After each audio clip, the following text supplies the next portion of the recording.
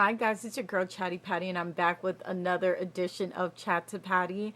I have two more questions that were sent a couple of weeks ago, and I'm behind because I got other things going on in my life right now. So I'm going to go ahead and address these questions and give my suggestions on what these people should do. And if you know anything as far as like what you think these people should do, please feel free to leave a comment below or send a message or something, or if you want your question to be featured on a future episode of Chat to Patty, feel free to email me and I'll leave my link below. So let's get started.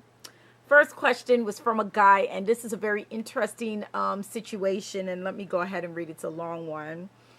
I'm getting married to my girlfriend of 5 years next year. And when I was cleaning my house this past Christmas, I opened a letter and saw that she has a school loan of over $90,000.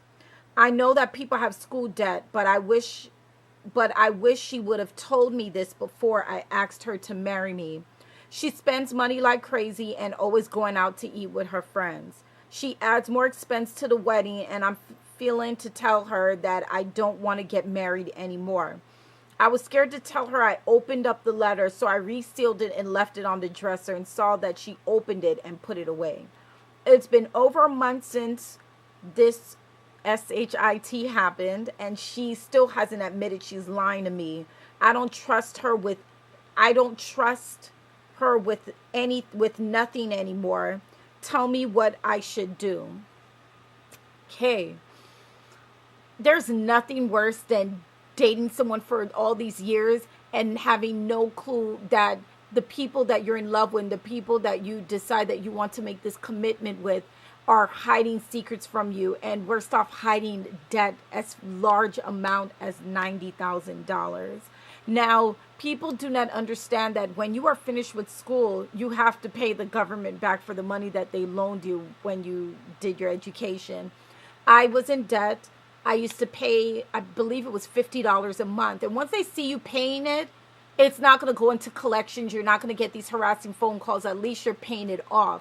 But in her situation where she's shopping uncontrollably, she's going out to eat with friends, and then you're planning a wedding, this is adding more debt on top of the ones that you already have, which makes no sense. I feel your pain because I would never want to enter a marriage with anyone that has that large amount of debt.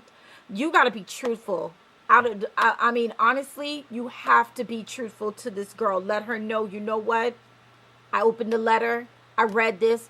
What the F is going on? Sorry for my language. What the F is going on? Like, how can you be with someone for 5 years and this person does not even tell you, you know what, I have school debt or whatever? Where's the communication in the relationship? There's no communication whatsoever because she's not being upfront with you. She's lying because you placed the letter back there. You saw she opened it and she just put it away. At that point, she could have been like, you know what, let me go ahead and tell him we're having this wedding. It's going to cost such and such amount of money. But no, she's not even doing that. And to me, I can understand why you have doubts as far as why you want to get married and if you should even get married at all. You would not want to enter a marriage with that amount of debt, because what's her debt, once you get married, is your debt too. And you would be responsible for her to do that. I mean, when you want to buy a house, you want to, go on vacation and all this stuff. You don't want to be tied down and get denied for a loan for a house because your fiance has a $90,000 school debt or, shopping debt. And if she has a school debt of that amount of money, what makes you think that she doesn't have credit card debt and all that other stuff that's behind her? Honestly, you need to sit down. You need to talk to her. You need to pull out that letter. Take that letter out, sit her at the table and go, boom, here's the letter. I have it here. I read it. Why aren't you letting me know what's going on? If you got to postpone the wedding, do it. You say you're getting married next year. That's more than enough time to say, hey, relatives, hey, family, we're going to stop the wedding for right now. We got some things to clear on. It's not to say you guys need to break up, because things like this happen.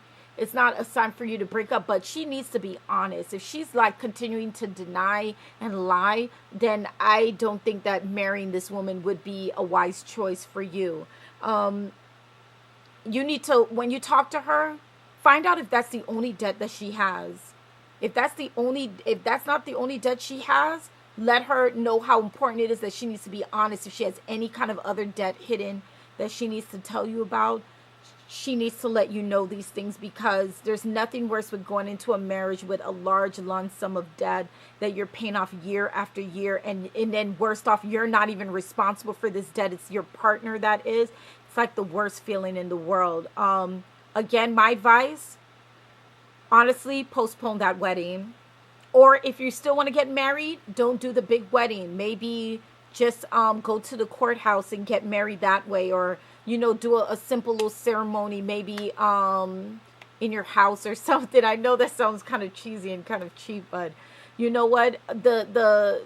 The size of your wedding and the amount of money and how extravagant it is doesn't mean that that's considered as the perfect couple. You could get married on the beach with just the priest and you and your fiance, and you guys can live happily ever after, as long as there's communication, honesty in a relationship. Those are the two things that matter. You don't want to end up in a marriage with large sum of debt. I hope you write me again. If you're watching this video, write me again. Give me an update on what's going on, because this is a serious issue that a lot of people don't know. When you're dating people, sometime in a relationship, you need to find out what's going on with your finances. Any hidden skeletons in that closet, because if we're going to go further in a relationship, I need to know what I'm stepping into. Unfortunately, with this situation you have here, it's a little too late that she has done this.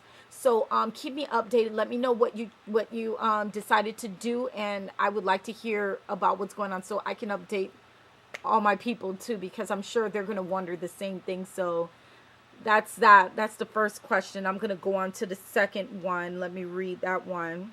This one is another one. This one is from a girl. This girl and I have been friends for a year now, and we went to the club. And when we went to the club, she introduced me to her ex-boyfriend. I'm not going to lie, he's fine as hell. When I went to the bathroom, he stopped me and we were talking. He asked for my number and I gave it to him. We've been talking on and on for hours. And one night he came to my house and we had sex. At that point, I felt guilty for what I did, but I'm starting to have feelings for him. We've had sex after that, and I still haven't told my friend what is really going on. I'm not sure what to do from here. Should I continue seeing him or tell my friend the truth? There's nothing worse than most female friendships break up because of men. And first of all, it doesn't matter when you and your friend's ex broke up or how short-lived that relationship is. It is a matter of respect, and you've completely crossed the line on that. I have a serious problem with women that do this, and I'm not trying to get down on you, but honestly, it's a serious problem. First of all, an ex, they've broken up for a reason, and it's not always pretty, it's not ugly. It could be just, we just fell apart or whatever. But at the end of the day, you're crossing that boundary. From the moment he stopped you and it was like, hey, give me my number, you should have thought about your friendship. Apparently, your friendship must not be that important for you to exchange phone numbers and then go on to have sex with this guy more than once. And you're having feelings for him. You've crossed the boundary. You should have, from the moment you guys exchanged numbers, you should have asked your friend, you know what, your ex, he's cute, whatnot. I would like to get to know him better. But if this is a problem with you, let me know. I will not cross that line. That is what someone who respects their friendship would do. In your case, you apparently did not. You exchanged phone numbers. You've talked. You've met up. Everything has just been crossed. At this point, you would have to be honest. Let her know. At that point, your friend has the right to either go berserk and say, we're done, my friendship with you is done and whatever, or just say, you know what, he was just an ex, I don't mind. But give that person the right to say, you know what, this is not a problem with me. You guys can go and do your thing.